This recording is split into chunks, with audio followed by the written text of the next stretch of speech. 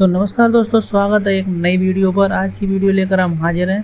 तो इस वीडियो में आला उदल की प्रेम कहानी के बारे में विस्तार से आपको बताएंगे। यदि वीडियो अच्छी लगे तो इसे शेयर करना ना भूलें और एक प्यारा सा कमेंट जरूर करें।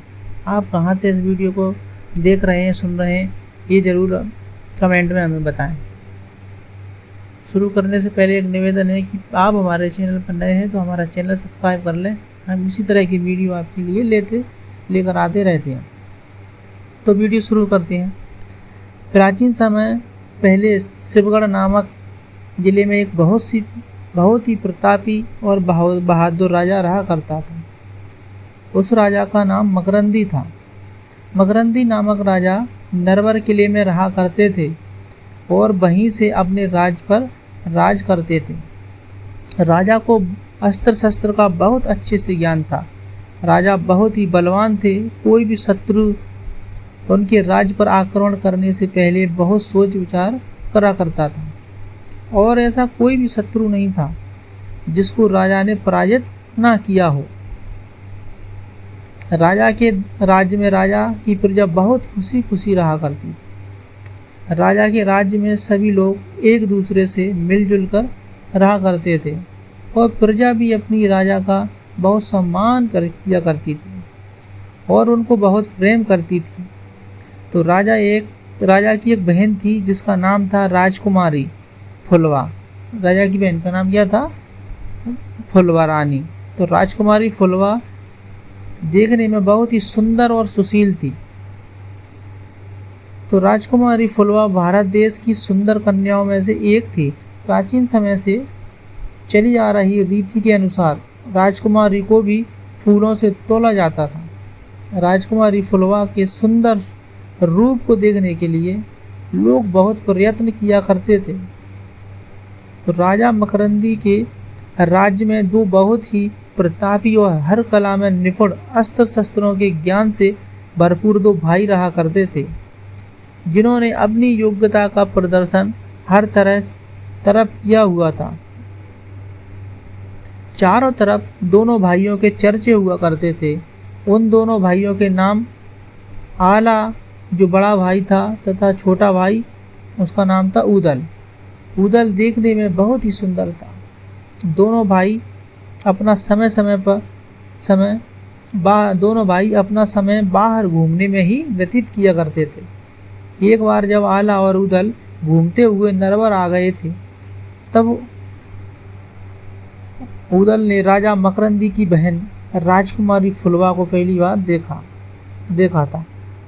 वह फुलवा को देखकर बहुत मंत्रमुग्ध हो गए थे और उदल को राजकुमारी फुलवा से प्रेम हो गया था।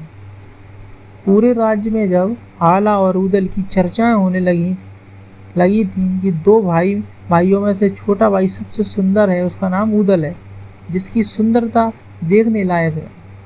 जब यह बात राजकुमारी फुलवा तक पहुंची तब राजकुमारी फुलवा को भी उदल को देखने का मन करने लगा और राजकुमारी फुलवा को उदल से मिलने की इच्छा होने लगी। एक दिन जब उदल को राजकुमारी के बारे में पता लगा कि वह राजकुमारी के महल नरवर किले में आ गए। एक दिन जब उदल को राजकुमारी के बारे में पता लगा तब वह राजकुमारी के महल नरवर किले में आ गए और यह खोजबीन करने लगे कि राजकुमारी फुलवा तक कैसे पहुंचा जा सकता है। तब उदल को पता लगा कि राजकुमारी के लिए उसकी एक नौकरानी रोज फूलों का हार बनाकर ले जाती है। यह देखकर उदल ने राजकुमारी फुलवा की नौकरानी से कहा कि मैं आज तुमको एक फूलों का हार बनाकर दे रहा हूँ, इसको तुम अपनी महारानी को दे देना। तो उसने कहा ठीक है। तो उदल को फूलों की माला बनाने में बहुत ही महारत हासिल थी। वह बहुत ही सुंदर माला बनाया करता था, जिसको देखकर लोग उसकी सुंदरता का पता नहीं लगा पाते थे। जब उदल ने राजकुमारी की नौकरानी को माला बनाकर दे दिया तो वह नौकरानी तुरंत उसे लेकर राजकुमारी फुलवा के पास चली गई और उनको उदल के द्वारा बनाई हुई माला दे दी। राजकुमारी ने जैसे ही उस माला को देखा तो वह उसे देखकर मंत्रमुग्ध हो गई और उन्होंने अपनी नौकरानी से कहा कि आज माला तो बहुत सुंदर बनी है। यह माला आज तक तुमने कभी भी मेरे सामने नहीं लाई ना बनाई। तब राजकुमारी फुलवा की नौकरानी ने कहा कि महारानी, यह माला मैंने नहीं बनाई है, यह माला तो किसी और ने बनाई है। तब राजकुमारी फुलवा ने अपनी नौकरानी से कहा कि मैं उस व्यक्ति से मिलना चाहती हूँ जिसने यह सुंदर ही सी माला बनाई है। कल तुम उसको मेरे पास लेकर आना। जिसके बाद राजकुमारी फुलवा की बात सुनकर नौकरानी ने ऊदल को राजकुमारी फुलवा से मिलने के लिए कहा और नौकरानी ऊदल को महिला के कपड़े पहनाकर महल के अंदर राजकुमारी फुलवा के पास ले गई। राजकुमारी ने जैसे ही ऊदल को देखा तो वह ऊदल के रूप को देखकर मंत्रमुग्ध हो गई और एक ही नज़र में वह ऊदल से प्यार करने लगी। और फिर राजकुमारी फुलवा ने ऊदल को अपने ही पास रोक लिया और उसको अपने ही कक्ष में छुपा लिया। ऊदल और राजकुमारी फुलवा बहुत दिनों तक एक साथ रहे।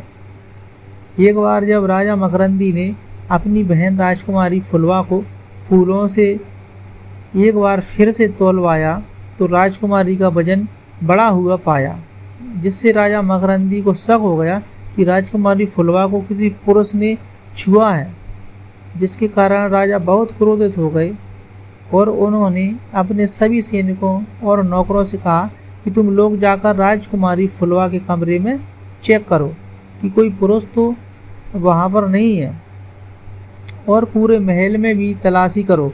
राजा की आज्ञा के कारण सभी नौकरों ने और उनके सिपाहियों ने जैसे ही राजकुमारी फुलवा का कमरा चेक किया तो राजकुमारी के एक कमरे में ऊदल को पाया, जिसके बाद सारे सैनिक ऊदल को पकड़कर राजा के पास ले गए। राजा ने ऊदल को बंदी गृह में डाल दिया और उसको कारागार में रहने की सजा सुनाई। धीरे धीरे 6 महीने बीत चुके थे। उधर आला को अपने छोटे भाई की चिंता होने लगी थी कि जिसके बाद आला ने तुरंत अपने छोटे भाई ऊदल को खोजने के लिए इधर उधर जांच करना शुरू कर दिया। कुछ दिनों के पश्चात जब आला को पता चला कि उसके छोटे भाई ऊदल को नरवर किले के राजा मकरंदी ने अपने कारागार में बंदी बनाकर रखा है, यह सुनकर आला को नरवर के राजा पर बहुत क्रोध आया और आला ने अपने गुरु के पास जाकर सारी बात बता दी। आला के गुरु ने आला को युद्ध करने की सलाह दी, जिसके बाद आला नरवर के किले पर आक्रमण कर दिया। आला ने क्या किया, नरवर के किले पर आक्रमण कर दिया और उसके सारे सैनिकों को मार गिराया। आला ने नरवर किले को तोड़ते हुए किले के अंदर प्रवेश किया। किले के अंदर छिपे हुए सैनिकों को बहुत बुरी तरीके से घायल कर दिया। सैनिक अपनी जान बचाते हुए राजा के पास पहुंच गए। जब राजा ने अपने घायल सैनिकों को देखा तो उन्होंने अपने सैनिकों से पूछा, ये हालत तुम्हारी किसने की है? सैनिकों ने बताया कि ऊदल के बड़े भाई आला ने हम लोगों पर आक्रमण कर दिया है और हमारे सारे सैनिकों को मार दिया है। यह सुनकर राजा बहुत डर गए और तुरंत भागते हुए आला के पास चले गए। आला के पास जाकर उन्होंने अपने आप को आला को सौंप दिया और तुरंत आला के छोटे भाई ऊदल को रिहा करने का आदेश दे दिया। राजा ने आला से अपने किए हुए दुष्कर्म की क्षमा भी मांगी। आला ने राजा को माफ़ कर दिया और फिर ऊदल और फुलवा का विवाह बहुत खुशी खुशी करवा दिया गया, जिसके बाद वह दोनों खुशी खुशी अपना जीवन यापन करना शुरू कर दिया। तो दोस्तों कमेंट करके बताएं कि आला ऊदल और फुलवा रानी का ये रचना थी, ये स्टोरी थी, यह कहानी समझें। तो ये वीडियो आपको कैसी लगी कमेंट करके बताएं और अच्छी लगे तो एक लाइक कर दें और वीडियो को ज़्यादा से ज़्यादा शेयर करें। तो फिर मिलेंगे अगली वीडियो में, तब तक के लिए बाय बाय, जय श्री राम।